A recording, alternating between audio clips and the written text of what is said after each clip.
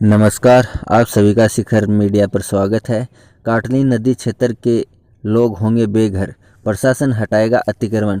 काटली नदी के बहाव क्षेत्र से अतिक्रमण हटाने की कार्रवाई से गांव के लोगों में भय उत्पन्न हो गया है। हाई कोर्ट के आदेश के अनुसार 17 मार्च को अतिक्रमण हटाया जाएगा, जिसमें गांव के कई घरों को प्रशासन की तरफ से ध्वस्त किया जाएगा। गांव की सुमित्रा देवी की हाई कोर्ट में लगी याचिका को लेकर नदी से अतिक्रमण हटाने की कार्रवाई होगी। प्रशासन 17 मार्च को नटास गांव से अतिक्रमण हटाने के लिए तैयारी कर रहा है। अतिक्रमण में 27 लोगों को नोटिस दिया गया है। ये नोटिस सुमित्रा देवी द्वारा दायर याचिका रीट और उनके फैसले के बाद जारी किए गए थे। इस अतिक्रमणकारियों में से 15 लोगों ने स्टे ले लिया है। नाटास गांव के कई लोग आज गुड्डा गोरजी तहसील कार्यालय में आए और अपनी आपबीती बताई। वो लोग मांग कर रहे हैं कि स्टे लेने के बाद भी अतिक्रमण हटाने के लिए बोला जा रहा है। उन लोगों का कहना है कि अतिक्रमण भूमि का नोटिस जारी किया है, उसके दोनों तरफ खातेदारी की भूमि है, बीच में नदी की भूमि कैसे आ रही है। बता रहे हैं आबादी के पास बंजर भूमि है, उसी में गांव के पटवार घर और पंचायत भवन बना हुआ है, उसके बाद उसका खेत मकान बना हुआ है। ग्रामीणों का आरोप है कि सभी को समान रखना चाहिए और जो शिकायत करता है उनका खेत भी उनके पास में अतिक्रमण में है, उसको कोई अभी तक नोटिस जारी नहीं किया है। तहसीलदार महिपाल सिंह ने बताया कि नाटास पंचायत से काटली नदी के बहाव क्षेत्र का 17 मार्च को हाईकोर्ट के आदेश के अनुसार अतिक्रमण हटाया जाएगा और अतिक्रमण हटाने के लिए गुड्डा गोरजी थानाधिकारी वीर सिंह से पुलिस जाब्ता मांगा है और अतिक्रमण हटाने के लिए आवश्यक संसाधनों के लिए गांव के सरपंच को कहा गया है। पर्याप्त संसाधन नाटास ग्राम पंचायत से उपलब्ध कराए जाएंगे। उनके बाद 17 मार्च को नाटास गांव में काटली नदी क्षेत्र का अतिक्रमण हटाया जाएगा। प्रशासन उन लोगों का अभी तक कोई रहने की व्यवस्था नहीं की है, वे लोग घर से बेघर होंगे। अगर आप चैनल पर नए हो तो चैनल को लाइक और सब्सक्राइब जरूर कर लें, जिससे अगले वीडियो का नोटिफिकेशन आपको तुरंत मिल जाए। मेरा नाम कैप्टन अशोक कुमार है और मैं नाटास का रहने वाला हूँ। नाटास जहाँ पे ये बार बार नोटिस जारी किए जा रहे हैं ना, नदी नाले वाले, तो हम उस बहाव क्षेत्र से बाहर हैं, बहाव क्षेत्र में नहीं है उस बहाव क्षेत्र में।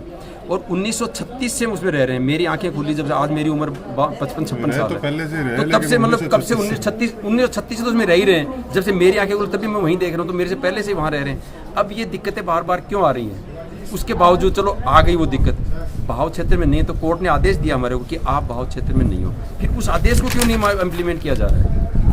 स्टे दिया हुआ है ऑलरेडी, उसके ऊपर स्टे दिया है कि कोर्ट ने बोला है, कोर्ट ने स्टे में लिखा है कि इस तथ्य की डीपली जांच की जाए। तो डीपली जांच करें, ये नदी कहाँ से आ रही है, कौन कौन बीच में आ रहे हैं, प्रॉपर जांच तो करें इसकी एक बार।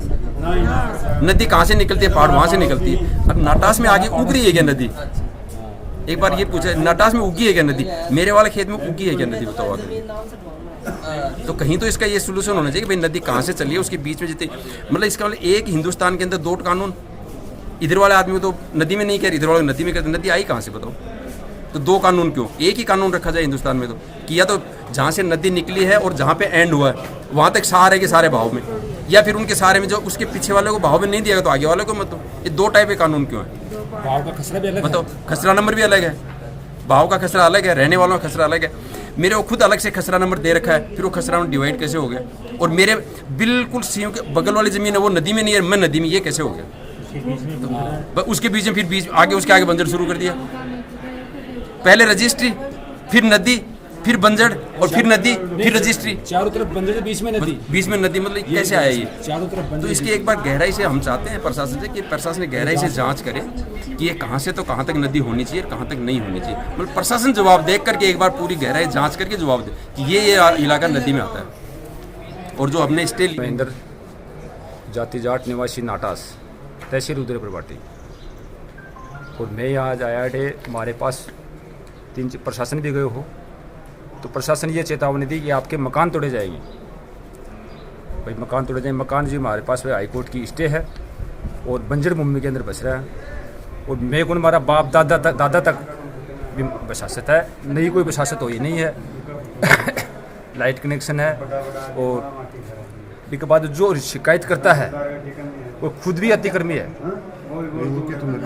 खुद भी अतिक्रमी है। जो आप तो उसके पास तो कोई कार्रवाई नहीं हो रही है और बाकी लोगों के पास में उसको मकान हटाया जाए। और जो वीडियो जो स्टे लेके उसको मीडिया ने छाप दिया कि स्टे तो आपकी जिस 3 आदमियों की स्टे मिली और वो 3 आदमियों की स्टे का टाइम पूरा हो गया। तहसीलदार साहब को मिला, तहसीलदार साहब बोले मैंने ये बात किसी को कही नहीं है, किसी की स्टे का टाइम पूरा नहीं हुआ है, जिसके पास स्टे उसका मकान नहीं टूटेगा, उसके घर पे हम बिल्कुल भी नहीं जाएंगे। प्रशासन का तो ये कर।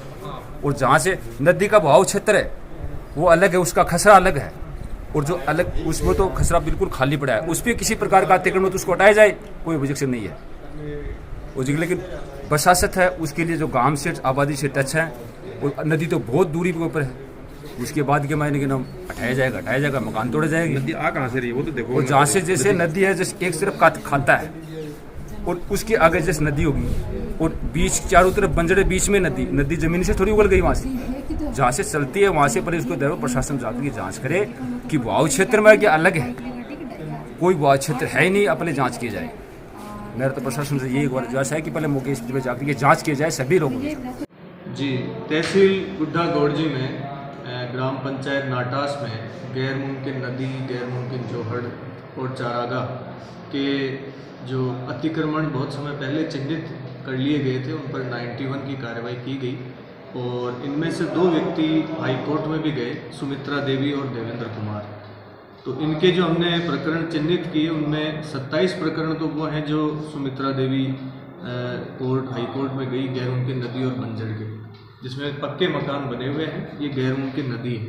इसका कुल रकबा लगभग 400 हेक्टेयर है, लेकिन जो बने हुए मकान और जो अतिक्रमण है वो लगभग इसमें 40-50 बीघा के करीब है। तो एक तो ये अतिक्रमण हटाया जाना है, दूसरा इसी ग्राम पंचायत में देवेंद्र कुमार नाम का व्यक्ति भी हाईकोर्ट में गया था और उसके आधार पर जो 91 हमने दर्ज की, वही पक्के मकान, बाड़ वगैरह कुछ बनी हुई है।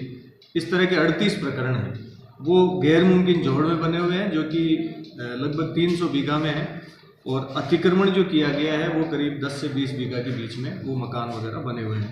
तो इन 2 प्रकरणों में ये PLPC में भी लिया हुआ है, पब्लिक लैंड प्रोटेक्शन सेल, तो इसमें डिसाइड हो चुका है ये अतिक्रमण हटाए जाने हैं। इसलिए हमने इसके संबंध में पूरी तैयारी कर ली है।